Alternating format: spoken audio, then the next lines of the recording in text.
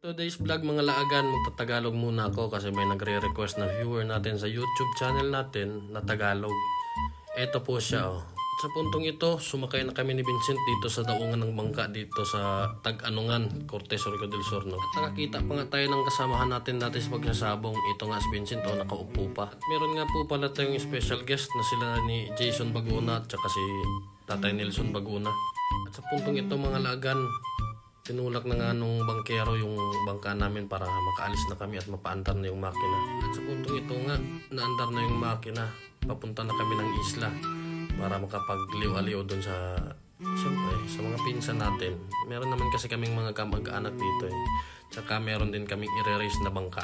Walang main reason po talaga kung ba't nadayo ako dito sa islang ito. Kasi nga, sinabihan ako ng bayaw ko na may i-race na bangka. May nagpapakilala din daw kasi ng pangalan na Efren. Naghahamon daw na 50k yung parada ng kalaban. At sa puntong ito, nadaong na nga kami sa mismong isla. At nakita ko dito yung kapatid ng classmate ko nung high school na si George.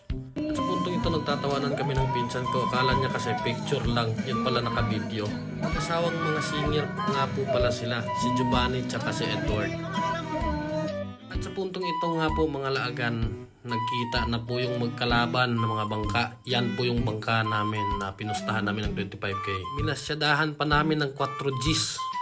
Pero hindi pa rin sila lumaban sa amin kasi nga alam na nila yung magiging resulta. Yun pala sa huli, puro lang pala yabang yung mga kalaban.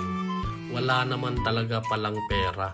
At tiyempo pa nga, habang ako'y papauwi na sana sa amin, nakasabayan ko sa bangka yung mga basketball players na taga-amin. At shoutout nga po pala kay Bernie Lauron na basketball player ng Barangay Marto. Kasama dyan yung pinsan ko na si John Frex Cobio. Kung nakaabot na kayo sa point na ito, please like, share, and subscribe po sa ating YouTube channel, Laagan sa Surigao. Yun lang po. Salamat!